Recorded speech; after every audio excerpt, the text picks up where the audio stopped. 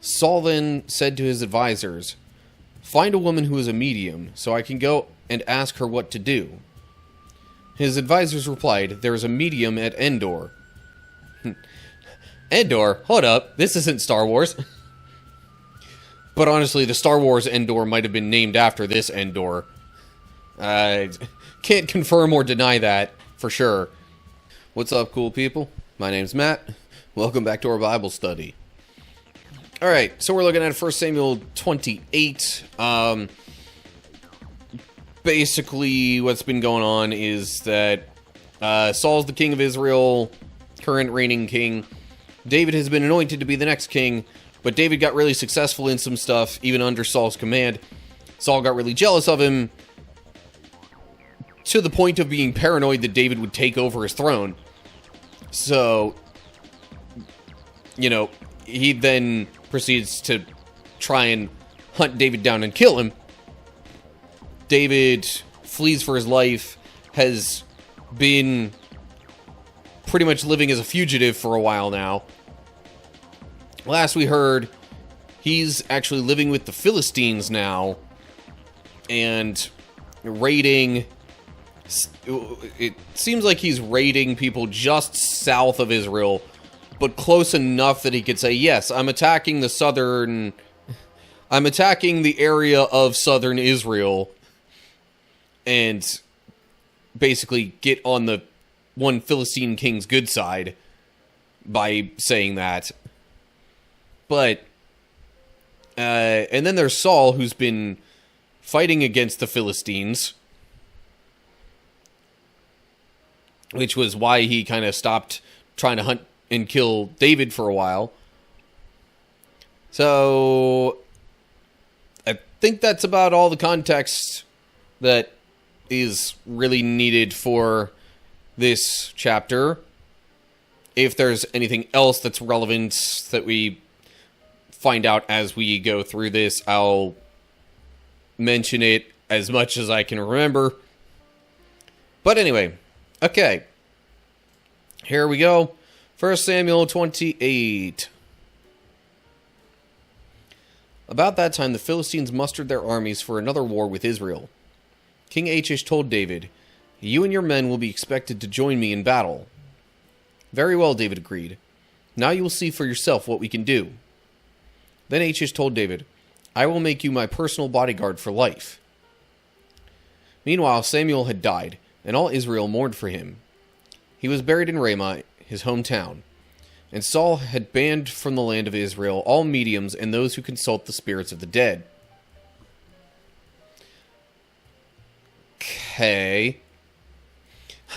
The way that that's worded there and the close proximity of the statements makes me think that Saul might have banned mediums and things like that in order to,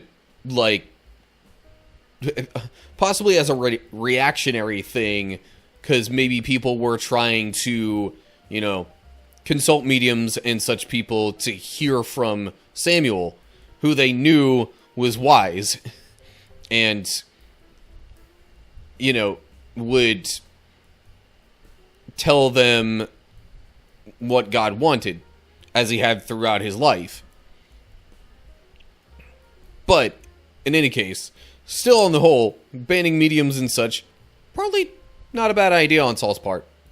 One of the better things, it seems, that he's done, honestly. So right here in the first verse, when it says, "about that time," I'm assuming this is talking about, in reference to the previous chapter, meaning about the time that David was living in, I think it was Ziklag, but anyway, living amongst the Philistines and, conducting those raids I talked about a little bit earlier. So, around that time frame, the Philistines are, pulling their troops together, getting ready to go to war once again with Israel. Even though David's from there, King Achish is like, "Hey, you're living with us now. you're gonna be expected to fight against Israel in these battles. You good with that? And David seems to be in agreement with that idea. Seems to be willing to do that. But then we get to verse 4, and we'll see what happens from there. The Philistines set up their camp at Shunem, and Saul gathered all the army of Israel and camped at Gilboa. When Saul saw the vast Philistine army, he became frantic with fear. He asked the Lord what he should do, but the Lord refused to answer him, either by dreams or by sacred lots, or by the prophets. Saul then said to his advisers, "Find a woman who is a medium, so I can go and ask her what to do." His advisers replied, "There is a medium at Endor." Endor? Hold up, this isn't Star Wars. But honestly, the Star Wars Endor might have been named after this Endor. Can't confirm or deny that, for sure. And of course, one of the things that Saul says is not allowed comes back to bite him.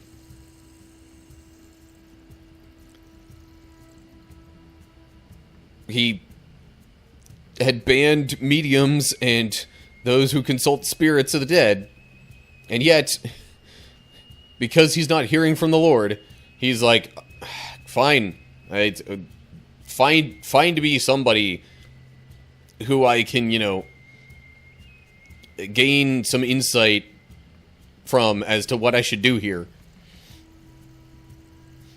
Also, sacred lots, Hebrews says by the Urim. Now, okay, there were a couple of tools that the priests used called Urim and Tumim that were, I guess the simplified version of what they do is that they were kind of used for something akin to divination, but I wouldn't call it that exactly. I can't even say for sure what exactly it was that they did, but they used these instruments as a way of trying to help read God's will for a situation.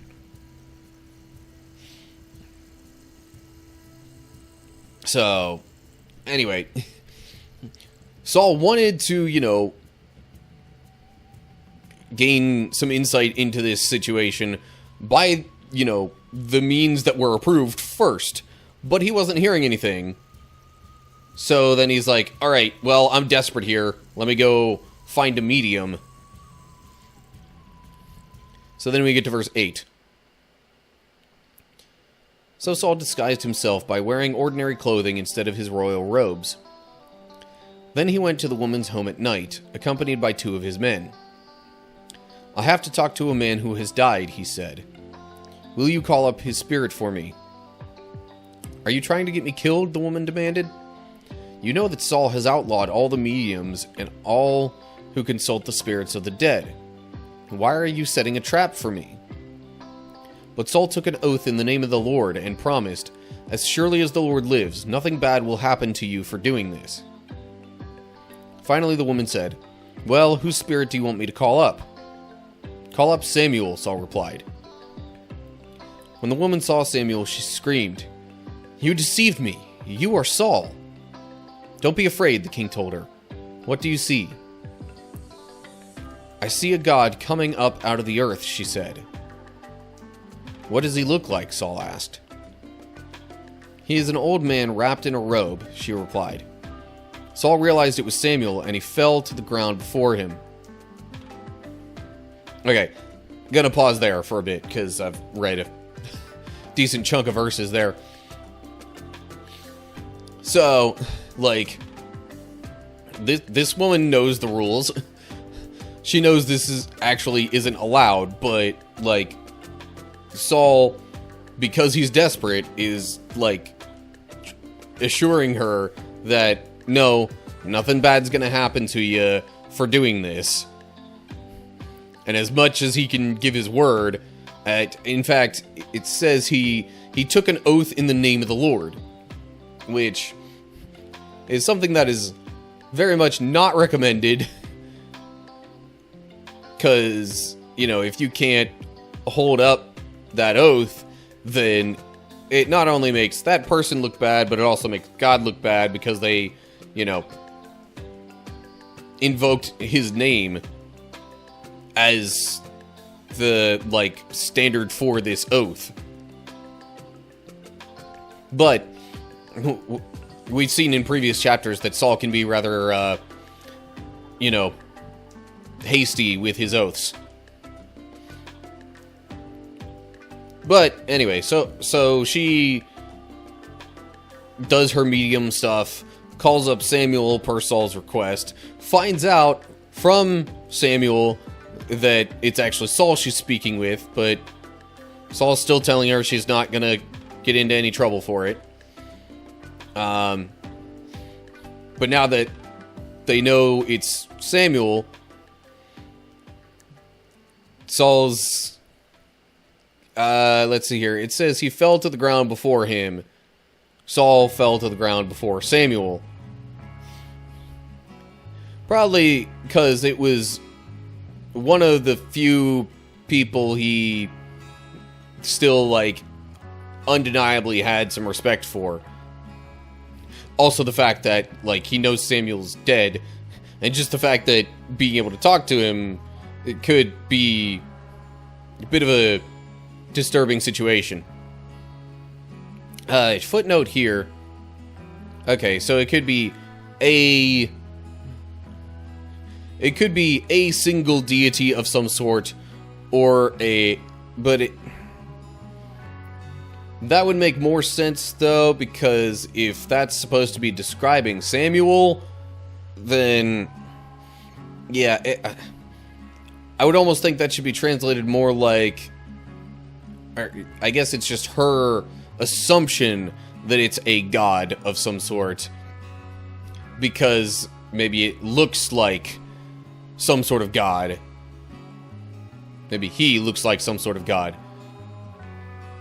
despite the fact that it's Samuel. But she doesn't really know that for sure at that particular moment. Maybe that it's Samuel, I don't know. I'm not knowledgeable in the inner workings of mediums and how they tell who's who and all that kind of stuff. Especially for people that they didn't already know. But anyway, I digress. So we'll move on to verse 15. "Why have you disturbed me by calling me back?" Samuel asked Saul. "Because I am in deep trouble," Saul replied. "The Philistines are at war with me, and God has left me and won't reply by prophets or dreams. So I have called for you to tell me what to do." But Samuel replied, "Why ask me, since the Lord has left you and has become your enemy? The Lord has done just as he said he would.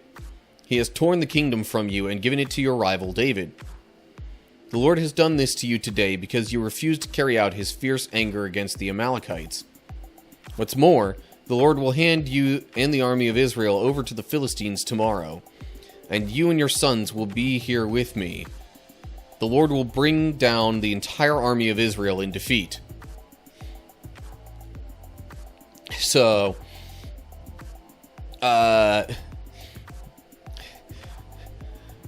Samuel's like, "Alright, why are you asking me?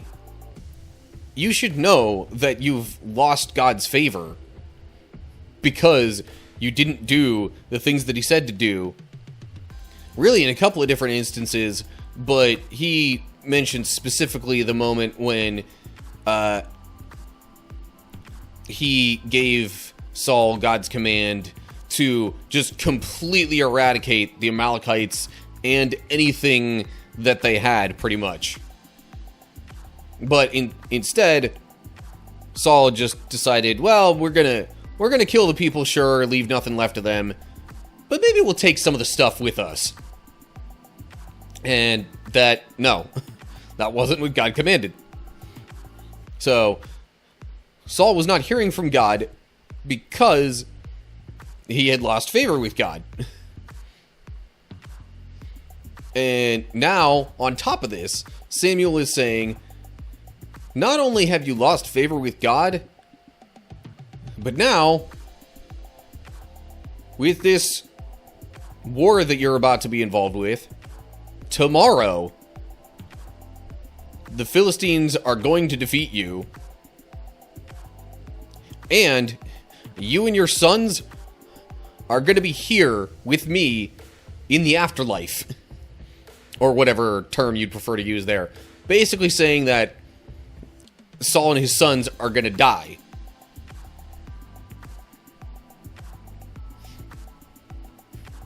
So, then we get to verse 20. Saul fell full length on the ground, paralyzed with fright because of Samuel's words. He was also faint with hunger, for he had eaten nothing all day and all night. When the woman saw how distraught he was, she said, "Sir, I obeyed your command at the risk of my life.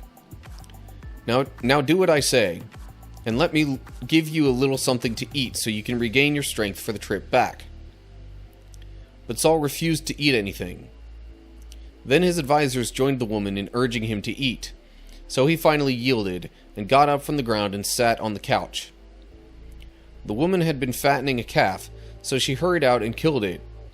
She took some flour, kneaded it into dough, and baked unleavened bread. She brought the meal to Saul with his advisors, and they ate it. Then they went out into the night. So, Saul was already worried about this upcoming battle with the Philistines. Now, after hearing Samuel's words, it says right here, paralyzed with fright is what Saul was. So the fear gripped him even harder because, he now basically he's realizing, okay, wait, not only do I not have a chance of victory here, I'm gonna die tomorrow? Wait, what? No, this isn't supposed to happen. Probably something to that effect. And it didn't help that he was also really hungry because he hadn't eaten, probably due to how worried he was.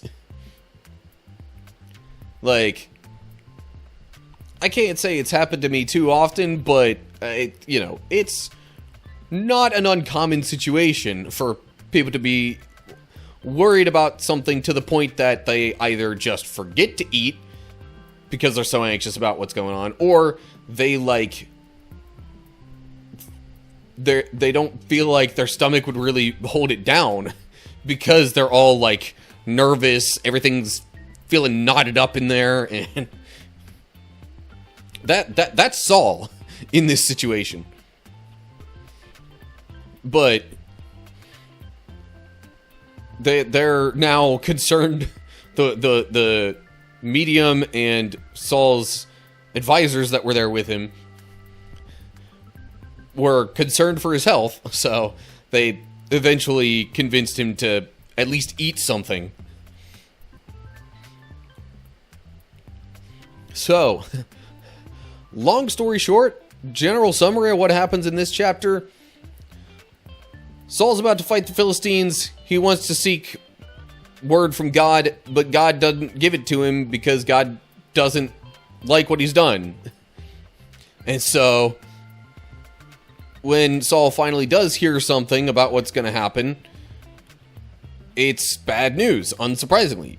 Because again, God doesn't like a bunch of what Saul has done. So in a way, he's kind of working against Saul. And then Saul is basically just afraid for his life. But anyway, that will do it for 1 Samuel 28. Alright, so I kind of just summarized things already. If you missed it, just go back, I don't know, maybe 30 seconds. I might even try and do the, timecode stuff to set it up where it's already at that point, and that'll be the start of my, wrap-up section. I try to have that in there as, too long didn't watch. sort of thing as well. But anyway, I digress. So yeah, I guess that'll do it for this time. As always, like and share if you enjoyed the video. Subscribe to the channel and click the bell if you're on YouTube to get updates when I post new videos. If you're seeing this anywhere else, give me a follow or whatever you need to do to keep up with stuff on that platform. Speaking of keeping up with stuff, look down in the description to get info on other social media pages and all that good stuff. And leave comments down below there with any thoughts you have. So I hope you're all doing well. Hopefully I'll see you soon for another video. But whatever the case is, until next time, stay cool, people.